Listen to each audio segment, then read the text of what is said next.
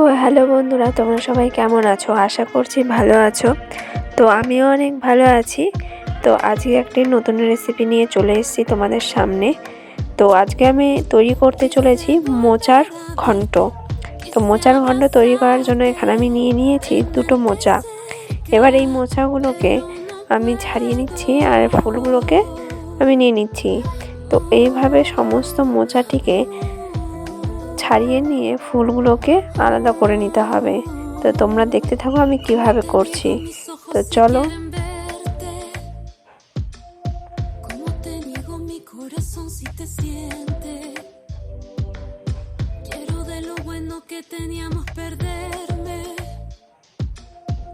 তো এরপরে সমস্ত ফুলগুলো আমার ছাড়িয়ে নেওয়া হয়ে গেছে।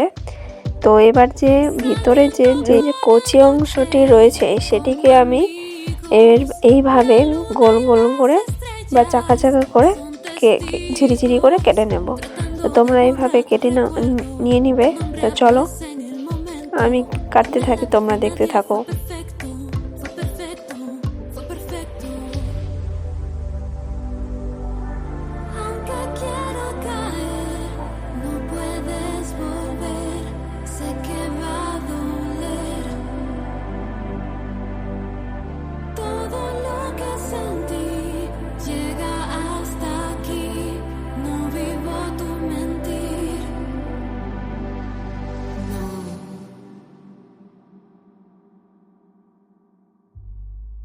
Sentirte cerca y lejos, sin mirarte, intento alejarme, pero no quiero.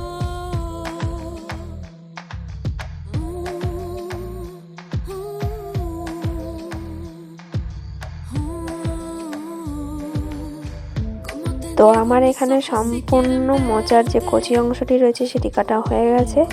এরপরে ফুলগুলোকে ছাড়িয়ে নেব। ফুলগুলো কীভাবে ছাড়িয়ে নেব তোমরা দেখতে থাকো। যে ভিতরে যে একটা মোটা বড় একটা ফুলের মতো আছে ওই অংশটি, আর সাদা একটা পাতলা একটা আছে চামড়ার মতো, ওটা ফেলে দিতে হবে।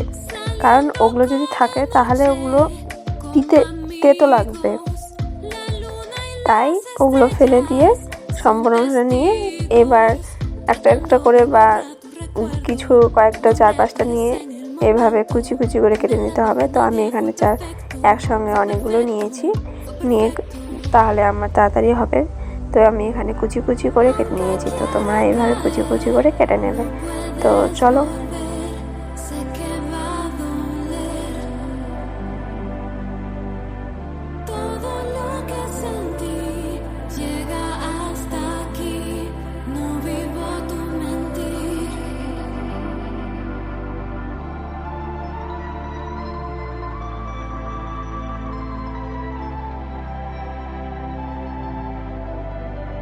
তো দেখো আমার এখানে সম্পূর্ণ মোচাগুলি কাটা হয়ে গেছে।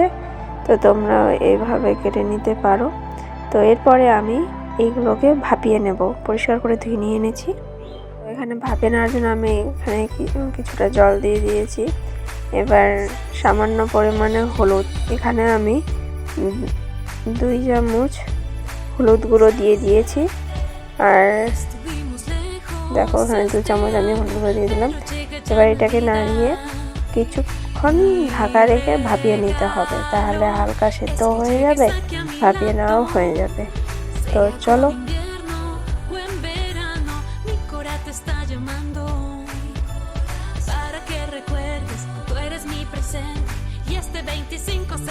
দেখো এখানে আমি একটা থালা দিয়ে এখানে ঢেকে নিয়েছি। তো ঢেকে নেওয়ার পর আমার এই যে ভাপিয়ে নেওয়া হয়ে গেছে। এবার এই ভাপানোটাকে আমি ধুয়ে পরিষ্কার করে আবার একটু জল দিয়ে ধুয়ে নিয়ে এসেছি। এরপরে কড়াইয়ে উনুনে হালকা সর্ষের তেলে পেঁয়াজ ভেজে নিয়ে এরপরে সমস্ত মোচাগুলোকে দিয়ে দেবো। এবার দিয়ে দেওয়ার পর এইভাবে হালকাভাবে নাড়িয়ে কিছুক্ষণ নাড়িয়ে নিতে হবে। নাড়িয়ে নেওয়ার পর হালকা সামান্য হলুদ আর সামান্য স্বাদ মতন লবণ এখানে দিয়ে দিতে হবে। তো এখানে আমি 2 চামচ লবণ দিয়ে দিয়েছি। এরপর নাড়িয়ে নিয়ে হালকাভাবে কষিয়ে নেব। একটু জল দিয়ে একটু কষিয়ে নেওয়ার পরে জল দিয়ে একটু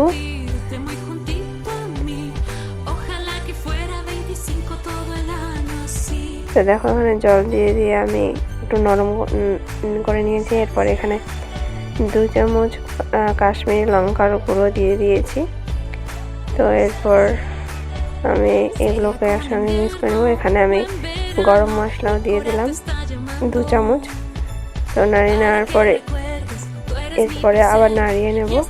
নাড়িয়ে নেওয়ার পর হালকা ভাজা ভাজা করে নেবো। তো এখানে আমি হালকা সামান্য রসা রসা করবো, যে একটু যেন ঝোল থাকে। তো এরপর যে হাতাটা আছে এই হাতাটা দিয়ে আরেকবার নাড়িয়ে নেব। তো এরপর নাড়িয়ে নেওয়া হয়ে যাওয়ার পর আমি কিছুক্ষণ উনুনে জাল দিয়ে নেব। জাল দিয়ে যতক্ষণ ফুটবে, ফোটার পর আমার রেডি মোচার ঘন্ট। তোমাদের কেমন লাগলো অবশ্যই জানিও। সবাই লাইক কমেন্ট শেয়ার করে দিও, সাবস্ক্রাইব করে দিও। তো আসছি নেক্সট নতুন রেসিপি নিয়ে।